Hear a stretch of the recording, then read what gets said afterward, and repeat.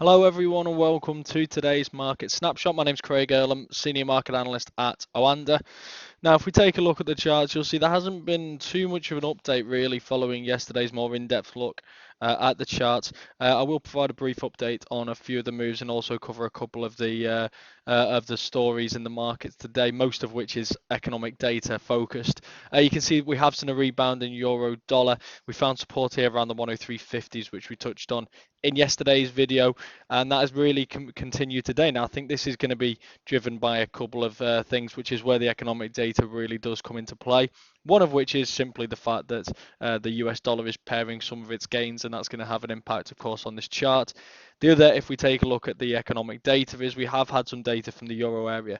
The Eurozone services and composite PMI, together with the German and French numbers, all improved. This is a revised number, so the preliminary reading was released previously, so this is an upward revision from the preliminary reading. All things considered, it is still a small reduction month on month from November to December, but these upward revisions I do think have provided a bit of an upward catalyst for the euro today. But I think more importantly, it's the inflation number that was released, the preliminary inflation number, both core and overall year-on-year. Inflation rose by 0.9% on a core basis and 1.1% on an overall basis, which, as you can see here, beat expectations and was a substantial improvement on the previous month's numbers. Now, the improvement itself doesn't come as a great surprise. I think the significant improvement in oil prices has played a substantial role in this. We saw this in the German data yesterday as well, so that doesn't come as a surprise to see that this has had an impact on the Eurozone reading today. But the fact that it beat expectations, I do think, has given the euro a leg up today. What this does is it starts to play into the ECB expectations with regards to the ECB. Granted, this is still well below target, but if Germany is close to the ECB's 2% goal, then it's going to be even more difficult to persuade some of the more hawkish policymakers, such as Jens Weidmann, who's the German central bank governor, to approve any form of extra stimulus, even if the euro area economy as a whole potentially still requires it. We saw the first level of tapering last month, although Draghi was insistent that this isn't tapering. They did reduce bond purchases from 80 billion euros a month to 60 billion. And with inflation now creeping higher and taking a big step forward in December, there is the potential that this will start to creep closer towards target and further reduce the possibility of further stimulus and even increase the possibility of another round of tapering, which again is euro positive. So I think that's also helping the euro trade higher today, up above 104.50. The most notable area of resistance next is of these 105.50 to 105. 105 to 105.30s, this region here, prior area of support and resistance, but really I think the next big test here would be around these 106.50s. We may have to wait a little bit longer for that yet. We've also seen a boost in the pound versus the US dollar, and again, one of the things that's played into this is just the slight dollar weakness that we've seen today, but again, bringing the economic calendar back into play. We have had some decent data from the UK today. We've had the construction PMI here, which was far higher than expectations at 54.2. This really does just build on a lot of the data which we've had from the UK recently, which shows that there is this ongoing resilience when it comes to Brexit. It shows that the negative implications of it yet are still not being seen.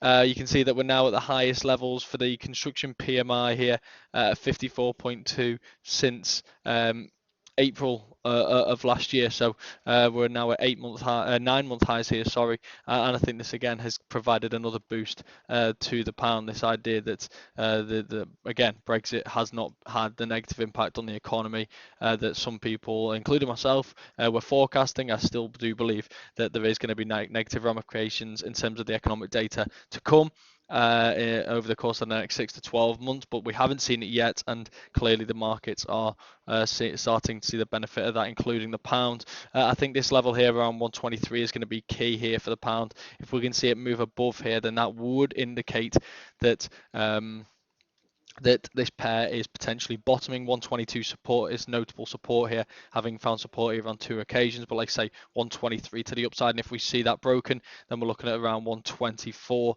You can see prior resistance most recently on the 30th of December, prior to that again on the 21st of December as well. So it will be interesting to see how we react at that 123 level, but so far today, the pound being given a lift higher base from that construction PMI data. Another chart where we've seen a notable move here is dollar CAD. The rebound again higher in the oil today, helping to support the Canadian dollar. We've come back here to around 133, broke below 134 earlier today, and we have really caught a strong bid here then in the Canadian dollar back towards 133. Again, a round number falls in that area that I was highlighting yesterday between the 50 and 61.8 fib, which is an area which I'll be keeping a close eye on. We have seen some profit taken around the 133 level as it stands, which could be seen as a bullish signal and potentially prime it for a rotation back to the upside. I still remain unconvinced at this stage. If we take a look back at the 1 hour, for example, we've made these series of lower lows now. The MACD and the MACD moving averages continue to make these lower lows. So these are confirming the move rather than suggesting that we're seeing some exhaustion. We're not seeing the same confirmation necessarily from the stochastic at this stage, but the fact that we are seeing it confirmed in the MACD suggests to me that maybe what we're seeing right now is some consolidation off the 133s, and I think we could potentially still see some further downside to come. I think 132 could be a big test for it. 150 to 132 really I think could be a big test for this pair coming along the bottom of this rising channel, which it's traded in for a while now.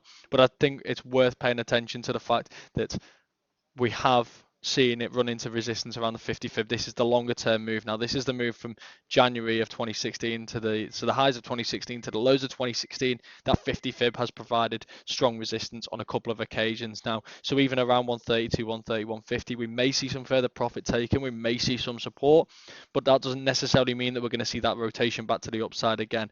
Twice we've seen resistance here, so I think we could see a lot of pressure on the 130, 150 should that be tested in the near future.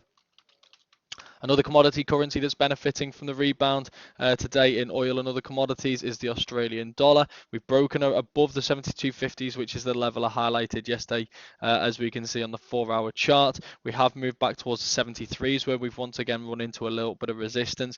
Potentially got the moving average here, the 89 period simple moving average on the 4-hour chart, providing additional resistance at this level. I think we could potentially see it come up towards these 73s, if I'm perfectly honest. The 73 being a prior area of support, but it's interesting that we have run into resistance at the initial level of support here, just below 73, around that 72.85 level. It'll be interesting to see how we respond at this level. At the moment, what we've seen is consolidation, which would, in my view, would potentially still be bullish and suggest there's room for moves, a continuation of the move to the upside. Once again, though, we look at the 1-hour chart, and I'm looking down at the MACD histogram and the stochastic. The stochastic is indicating that we're seeing momentum fall out the move. The MACD histogram and the moving averages, though, are confirming the move. So we've got this contradictory message again from the two oscillators here. So we'll be interested just to see how we do respond around these levels. Consolidation at the moment potentially is still bullish. If we see these previous lows, these 72.50s broken lower, then that may suggest that we are going to see a rotation back to the downsides, a break of this 72.50, this previous resistance, as well as the most recent support. A break of these two levels again would be quite bearish and suggest this move to the upside has been exhausted. So it will be interesting to see how that plays out. But the commodity currencies today clearly performing quite well, and on a daily, from a daily perspective, that candle really does look quite bullish at this stage.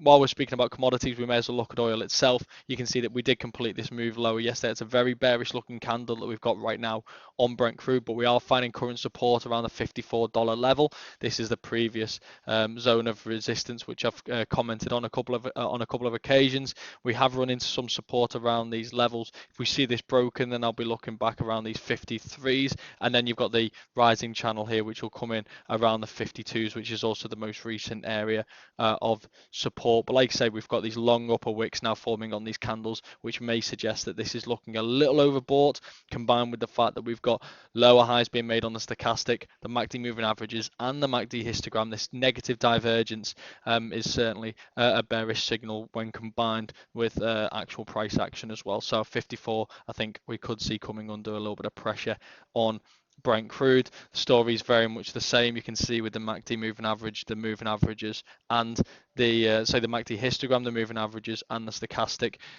long upper shadows here on the candles on WTI as it hit into 54.50, and again we're seeing this 51.80 to 51.30 now coming under a little bit of pressure. A breakthrough here could open up a move back towards the $50 a barrel, which is an important psychological level, but also the most recent area of support for WTI. Finally, gold is continuing to move higher. We've seen it break through yesterday's highs, run into a little bit of resistance around 1167, 1168. I think 1170 to 1180 could be quite important here with a break above there, potentially open up a move back towards these $1,200 levels. But at the moment, we are just seeing it slowly grind higher. And well, I should say, finally, the Dow still plodding on back towards this 20,000 level, which so far has remained very steady. I think that's all we've got today. I think there was actually a request. Sorry, I should note there was a request for New Zealand dollar, so I'll take a quick look at that. It's not one which I typically follow myself, but I will take a look at it and see if I can add anything, given that there was an actual request here. Now, if I'm looking at the longer term move, of course, this is looking quite bearish.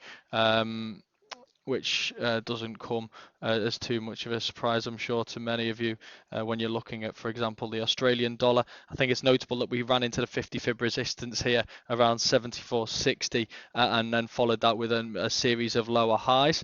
I am interested to see what we're looking like off the lows as well. Now I'm just going to colour this orange, so if you'll just excuse me for 1 second. I didn't intend to do analysis live on the video, but it did just occur to me that there had been a request, so I would like to carry out all requests, which is why I make them at the end of these videos. I think this still continues to look a little bit bearish to me as we head back towards around these 68 levels. I think this 68 is going to be a big test for it being the 50 fib of the move from these most recent lows to the most recent highs. But the fact that we have continued to make lower lows over the past few months would suggest to me that this continues to look bearish. The fact that we failed to break through here, which is the most recent support turn resistance, would suggest that again is a little bit of further confirmation that this is looking bearish. The fact that we've broken through this area of prior support, again possibly turned resistance as well, makes this a notable break. Really, it makes this a substantial break lower as far as I'm concerned. The one thing which I will be watching closely is the fact that we have made a new higher low recently, but that could just simply be consolidation at this stage. So I'm not reading too much into it quite yet. You can just see this higher low here that we have made, potentially suggesting that we are catching a bid at these levels around the 68.50s. But at the moment, this just strikes me as being consolidation. So I'm not seeing any real cause for bullishness yet at this stage, especially given that this prior support has held up as resistance, which is confirmation of the bearish move here. So just to sum up, I'm looking at this thinking I'm pretty bearish at this stage, unless I have reason to feel otherwise. This looks quite bearish, potentially going into around these 68s at this stage, at which point I think this will be a big test around that 50 fib level. But at the moment, this just strikes me as being consolidation rather than a bullish move to the upside. So I hope that's helpful. Any more requests, please do just fill them in the comments underneath, and any feedback is always welcome as usual. Other than that, I'll see you again tomorrow, and I hope you all found this very useful. For more in-depth news and analysis, check out OANDA Market Pulse at marketpulse.com. You can also find out more about OANDA and sign up for a free demo account at oanda.com. Here you'll also get access to OANDA Forex Labs, which has a lot of great tools designed to help you with your trading.